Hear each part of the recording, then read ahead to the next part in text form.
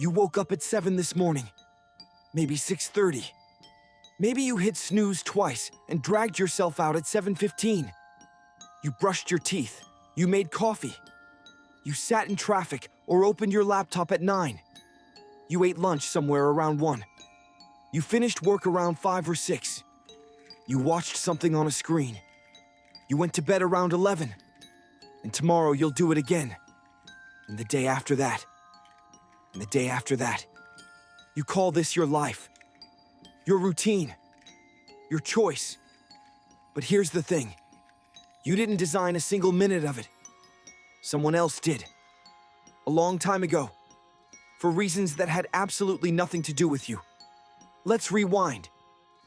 Before the factories, before the time clocks, before the alarm clocks, humans didn't live like this. Not even close. You slept when it got dark. You woke when it got light. Medieval Europeans had something called segmented sleep. 2 distinct periods of rest with a quiet hour of wakefulness in between. People worked when the work was there.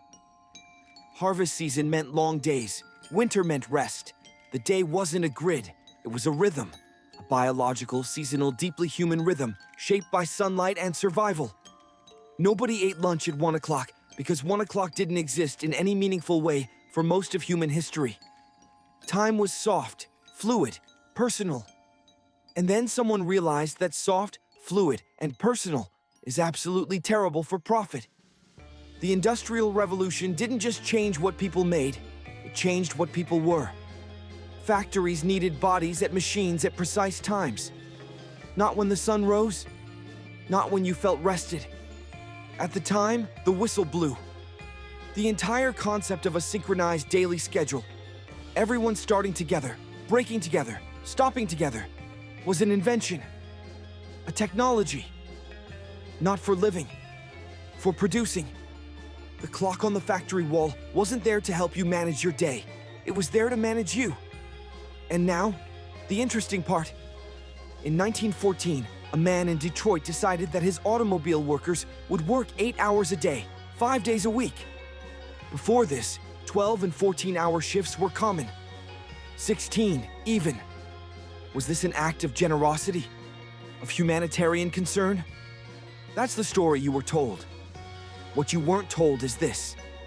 He discovered that workers who labored fewer hours actually produced more. Not because they were happier, though they were. Because exhausted humans make mistakes, break equipment, and slow down the line. The 8-hour day wasn't a gift, it was an optimization. A recalibration of the human machine for peak output. The worker got a shorter day, the factory got more cars. Funny how neatly it all came together, isn't it? But 8 hours of work needs 8 hours of rest and 8 hours of, what was the phrase? Wholesome recreation. That was the slogan. 888. Work. Rest. Play. A perfect division. A perfect cage. Because once you segment a human life into 3 equal blocks, you can schedule all of them. You can sell products for the recreation third.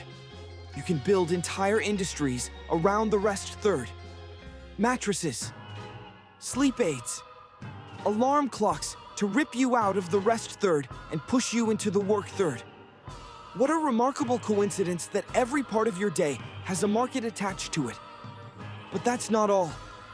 The day needed to be standardized not just for adults. It needed to start earlier, much earlier, with children.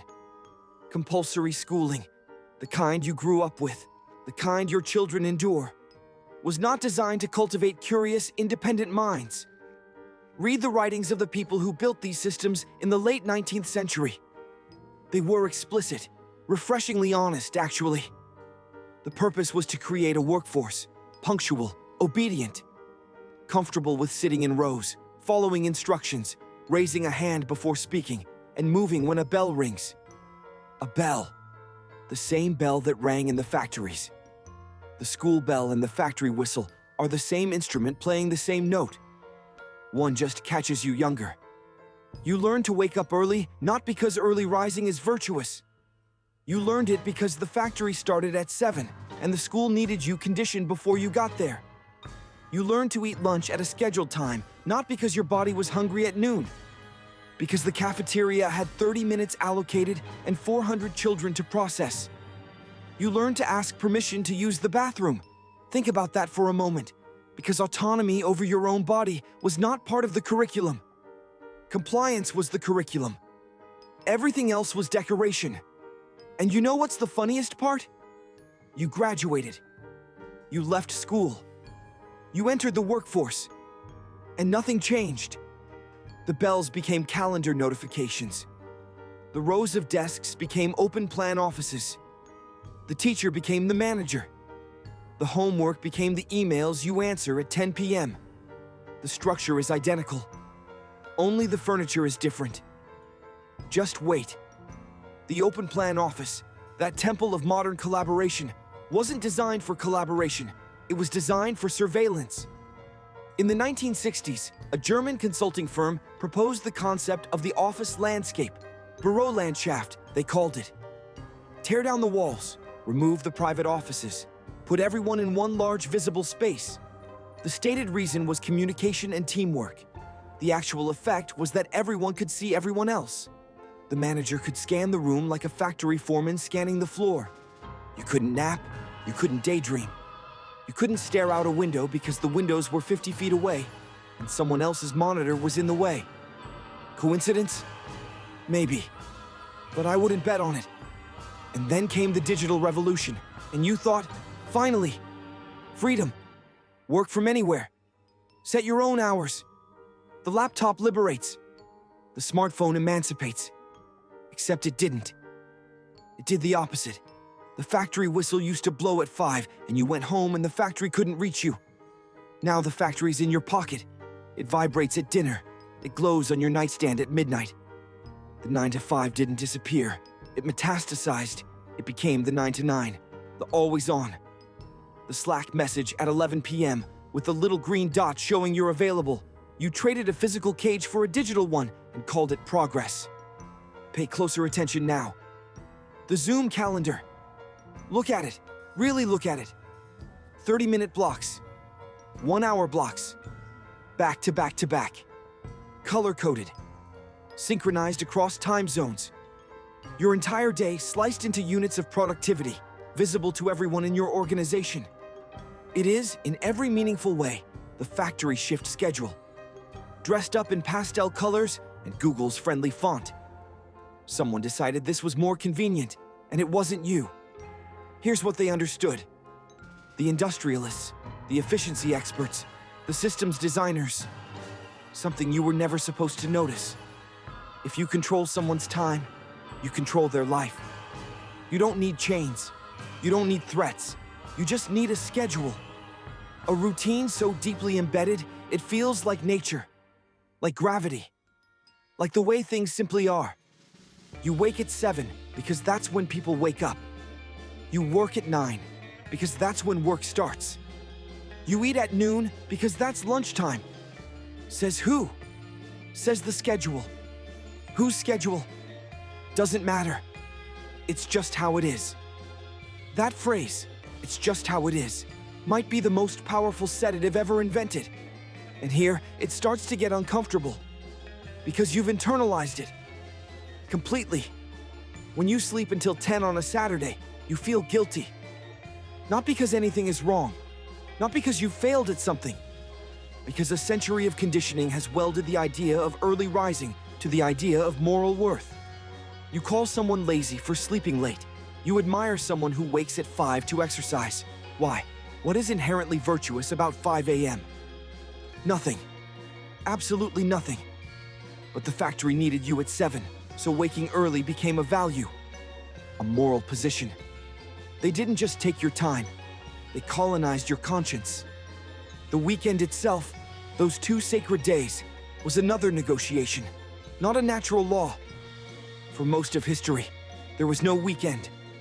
The concept of a 2-day break was fought for, bled for, and eventually granted. Not because rest is a human right in the eyes of those who designed the system.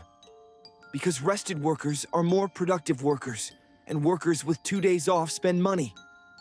They shop, They consume, they fuel the other half of the machine. The weekend isn't freedom. It's a scheduled release valve to prevent the system from breaking down. You were allowed to think it was your reward. It's maintenance. Did you notice? No. Then allow me to draw your attention to it. Even your meals are engineered. 3 meals a day, breakfast, lunch, dinner, is not biological.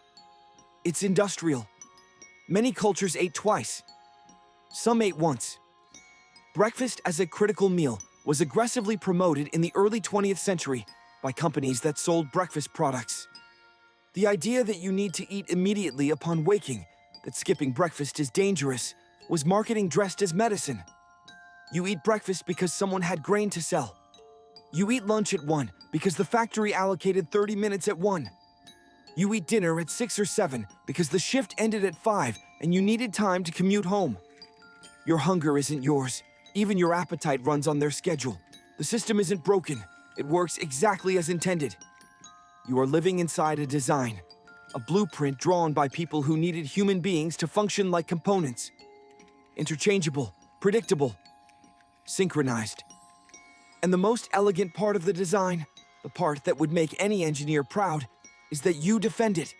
You enforce it on your children. You judge others who deviate from it. You feel anxiety when your routine is disrupted, not because the routine serves you, but because the routine is you. It has replaced your instincts, your biology. Your own internal clock was overwritten by an external one so long ago that you can't remember what your natural rhythm even feels like. You were offered a choice, and of course, you made it. You chose the 7 a.m. alarm, the 9 a.m. start, the lunch at 1, the collapse at 11. You chose all of it, except you didn't choose any of it. So tomorrow morning, when that alarm goes off, and it will, at the same time, it always does, ask yourself one small, honest question. If you didn't design your day, and your parents didn't design theirs, and their parents didn't design theirs, then who is living whose life, exactly?